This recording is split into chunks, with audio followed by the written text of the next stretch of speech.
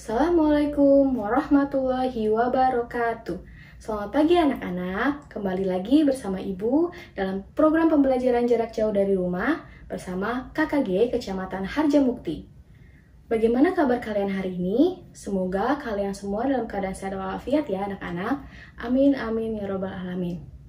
Hari ini kita akan belajar materi tema 2, subtema 1, pembelajaran 5 dan 6.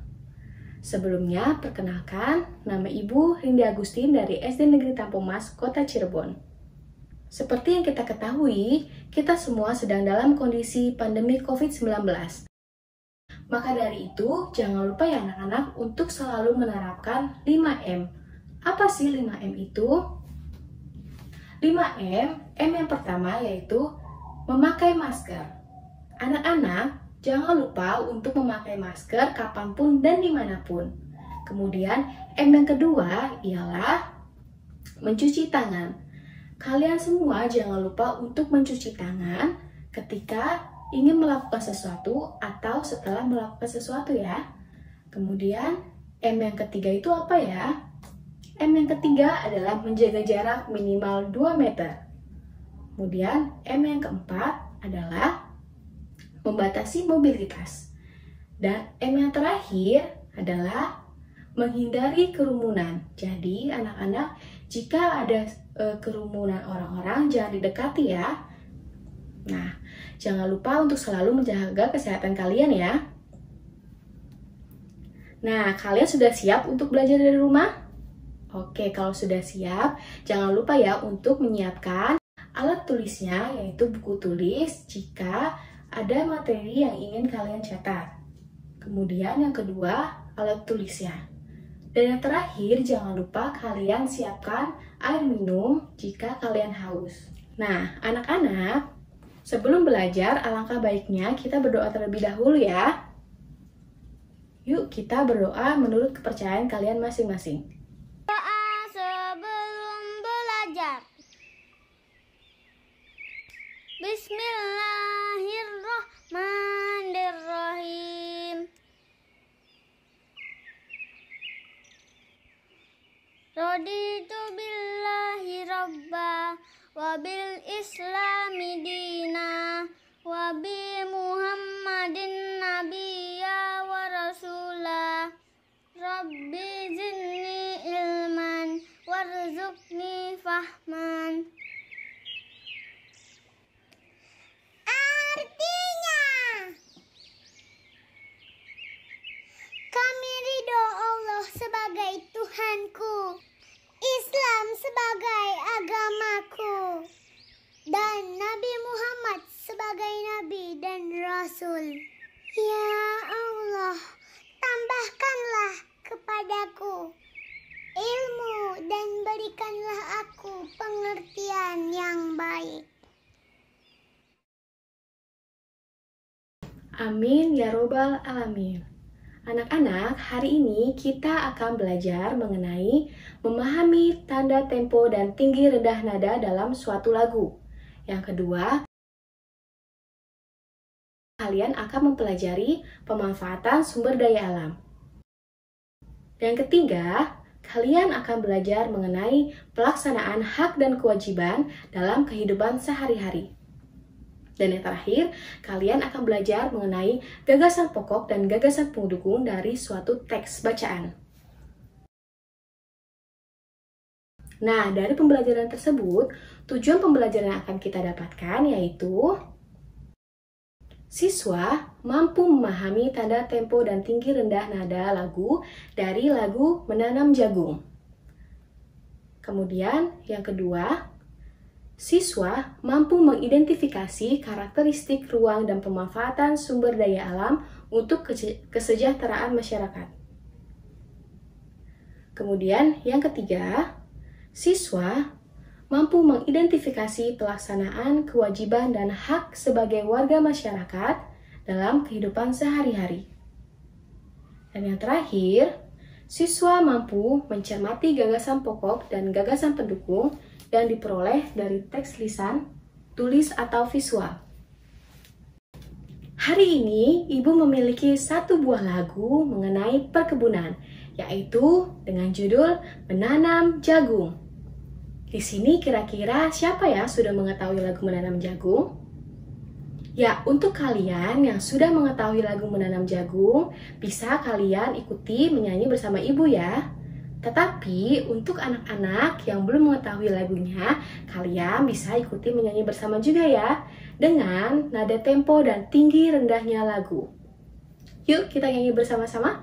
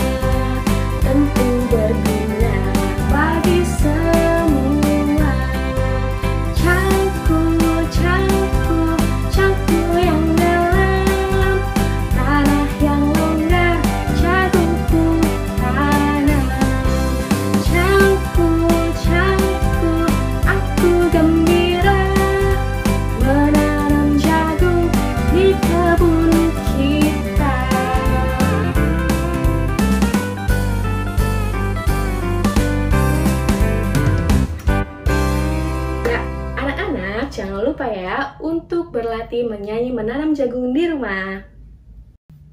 Nah, seperti yang kalian ketahui, di kota kita, kota Cirebon, banyak sekali oleh-oleh khas yang dapat kita temui. Nah, di Cirebon pun banyak sekali pabrik-pabrik yang memanfaatkan sinar matahari untuk pemprosesan makanan tersebut. Kira-kira apa ya?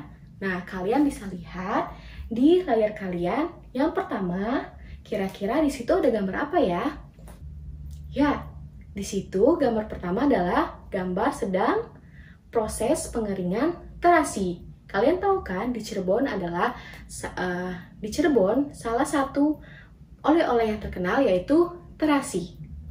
Kemudian gambar yang kedua itu adalah apa? Proses pengeringan ikan asin. Kemudian yang ketiga kira-kira gambar apa sih? Ya, tepat sekali. Gambar ketiga adalah gambar seorang ibu-ibu sedang menjemur makanan. Apa itu makanan apa? Ya, itu adalah makanan rengginang. Rengginang terbuat dari ketan. Banyak sekali manfaat dari sumber energi panas matahari. Nah, tapi kalian tahu tidak sih apa itu sumber panas matahari? Ya, tepat sekali. Matahari merupakan salah satu sumber energi panas terbesar yang dibutuhkan dalam kehidupan manusia. Nah, selain tiga yang tadi, matahari memiliki manfaat yang lain bagi kehidupan sehari-hari. Nah, kalian bisa lihat Yang pertama, matahari berguna untuk mengeringkan pakaian. Kemudian, mengeringkan makanan. Nah, seperti tadi contoh yang di depan tadi Ibu katakan ya, untuk mengeringkan, proses pengeringan terasi, kemudian proses pengeringan ikan asin, dan terakhir proses pengeringan makanan ringan. Dan masih banyak lagi makanan yang dapat dikeringkan dengan sinar matahari. Kemudian gambar ketiga itu ada apa ya? Matahari bermanfaat untuk menghasilkan listrik tenaga surya. Nah, nih yang gambar keempat. Kira-kira gambar apa itu? Ya, tepat sekali. Gambar manfaat matahari bagi kesehatan tulang. Jadi anak-anak, jika kalian ingin memiliki tulang yang sehat, tulang yang kuat, kalian harus sering-sering berjemur di sinar matahari ya. Tapi ingat, kalian berjemur di sinar matahari itu pada pagi hari, karena sinar matahari yang bagus adalah pada saat pagi hari. Kemudian yang kelima, manfaat matahari juga untuk sumber penerangan alam. Kemudian matahari juga bermanfaat untuk membantu pertumbuhan tumbuhan. Nah, kalian bisa lihat di sini. Manfaat matahari membantu kehidupan makhluk hidup. Manfaat matahari bagi manusia. Yang pertama, kesehatan tubuh. Kalian bisa catat ya di buku tulis kalian. Yang kedua, sumber listrik. Kemudian, yang ketiga, membantu proses pertanian dan perkebunan. Selain bagi manusia, matahari pun berguna atau bermanfaat untuk tumbuhan. Ya, yaitu untuk berfotosintesis. Selain itu, matahari pun membantu dalam bidang teknologi. Seperti gambar yang pertama tadi, apa ya, kalian masih ingat? Ya, tepat sekali, yaitu panel surya. Panel surya adalah alat yang digunakan untuk mengumpulkan sinar matahari yang akan diubah menjadi energi listrik. Jangan lupa ya untuk dicatat. Nah, yang ketiga, matahari membantu bidang pertanian. Seperti yang tadi kita lihat di awal, bahwa matahari sangat bermanfaat untuk tumbuhan, yaitu untuk proses fotosintesis. Maka, pertumbuhan akan dapat maksimal dan dapat segera dimanfaatkan untuk kebutuhan pangan manusia jika tumbuhan tersebut mendapatkan sinar matahari yang cukup. Kita lihat ya, gambar pertama itu ada gambar sepeda motor dan mobil. Kemudian yang kedua, sampingnya ada gambar pertambangan minyak bumi. Nah, motor atau kendaraan dapat berjalan karena diisi dengan minyak bumi, yaitu bensin ataupun solar. Nah, tetapi kalian tahu tidak sih minyak bumi itu apa? Ya, tepat sekali. Minyak bumi merupakan salah satu sumber daya alam yang berupa hasil tambang. Nah, hasil tambang tersebut berasal dari sisa tanaman dan hewan yang tergerak ke kerak bumi karena pergerakan lempeng bumi dan menjadi fosil. Nah, asal kalian tahu, minyak bumi butuh waktu yang lama untuk dapat kita ambil hasilnya. Maka, pergunakanlah minyak bumi dengan bijak. Bagaimana sih caranya? Cara untuk menghemat penggunaan minyak bumi yaitu yang pertama, memanfaatkan fasilitas kendaraan umum. Selain itu apalagi ya kira-kira? Ya, tepat sekali, yaitu meminimalisir penggunaan kendaraan pribadi. Kemudian yang ketiga, apa ya kira-kira? Ya, tepat sekali, berjalan kaki atau menggunakan sepeda. Nah, di poin ini yang dimaksudkan yaitu ketika kalian atau keluarga kalian atau saudara-saudara kalian ingin bepergian hanya jarak yang dekat, maka sebaiknya hanya berjalan kaki atau menggunakan sepeda. Kemudian, menggunakan energi lain selain minyak bumi. Dan yang terakhir, menggunakan alat yang mudah didaur ulang. Nah, sekarang Ibu ingin bertanya, siapa di sini yang masih ingat apa itu gagasan pokok dan gagasan pendukung? Ya, tepat sekali. Gagasan pokok terdapat pada kalimat utama dalam paragraf.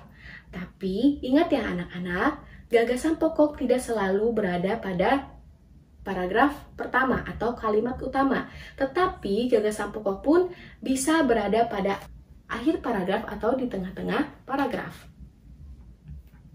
Nah, kemudian untuk gagasan pendukungnya kira-kira apa ya? Ya, tepat sekali. Gagasan pendukung adalah gagasan yang mendukung kalimat utama. Kalian bisa lihat di samping, Ibu memiliki satu buah teks bacaan. Kita baca bersama-sama ya. Hemat energi, hemat biaya.